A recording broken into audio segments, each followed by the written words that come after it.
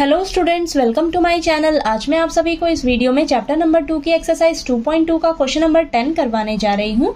हमें दिया है find the values of each of the expression. तो हमें यहाँ पर जो एक्सप्रेशन दिया है इसकी हमें वैल्यू फाइंड आउट करनी है। ठीक है, तो चलिए स्टार्ट करते हैं। सॉल्यूशन में सबसे पहले लिख लीजिए, आपको दिया है sine inverse bracket sine 2π/3 bracket close.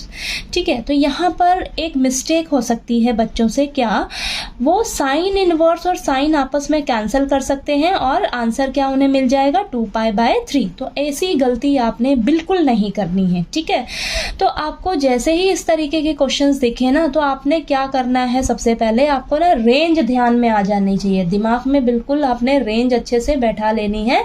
अब यहाँ पर देखना है आपने कि साइन इनवर्स की क्या रेंज होती है। साइन इनवर्स की रेंज होती है -π/2 से लेकर π/2। ठीक है, यानी कि -90 से लेकर 90 के बीच में आपका वैल्यू होना चाहिए। -90 और 90 भी हो सकता है। ठीक है, तो यहाँ पर अगर हम ये कैंसिल कर देते हैं तो हमारे पास क्या बचता है, 2π/3 बचता है। तो 2π/3 आप चेक करेंगे अगर, तो देखिए क्या आता है आपके पास वैल्यू। यहाँ पर देखिए 2 × π का मतलब है 180 डिग्री। ठीक है, अपॉन में 3, तो यहाँ पर ये कैंसिल हो जाएगा 3 पे, तो ये 60 डिग्री, यानी कि आपके पास क्या आया 120 डिग्री। ठीक है, तो अगर हम यहाँ पर कैंसिल करते हैं तो हमारे पास क्या आंसर निकल कर आ रहा है 120 डिग्री। और जो 120 डिग्री है वो हमारा रेंज में लाई नहीं करता है।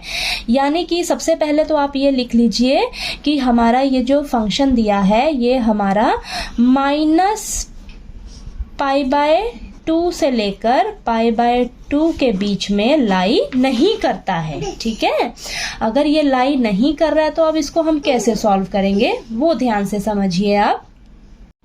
अब नेक्स्ट स्टेप में 2π/3 को हम क्या लिख सकते हैं वो ध्यान से समझिए। देखिए 2π/3 को मैंने यहाँ पर सॉल्व किया तो क्या आया 120 डिग्री। ठीक है, 120 डिग्री को आप कैसे लिख सकते हो, 180 डिग्री -60 डिग्री। ठीक है, तो हमें क्या मिलता है 120 डिग्री ही मिल रहा है ना। ठीक है, तो 180 को क्या लिखा जाता है, पाई लिखते हैं।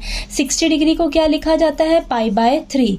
ठीक है, जब आप इसे सॉल्व करोगे ना तो आपको क्या मिलेगा 2π/3 ही मिलेगा। ठीक है, अब हम क्या करेंगे 2π/3 की जगह ना ये यूज करेंगे π - π/3। तो हम नेक्स्ट स्टेप में क्या करेंगे, यहाँ पर लिखिए साइन इनवर्स साइन ब्रैकेट में π - π/3।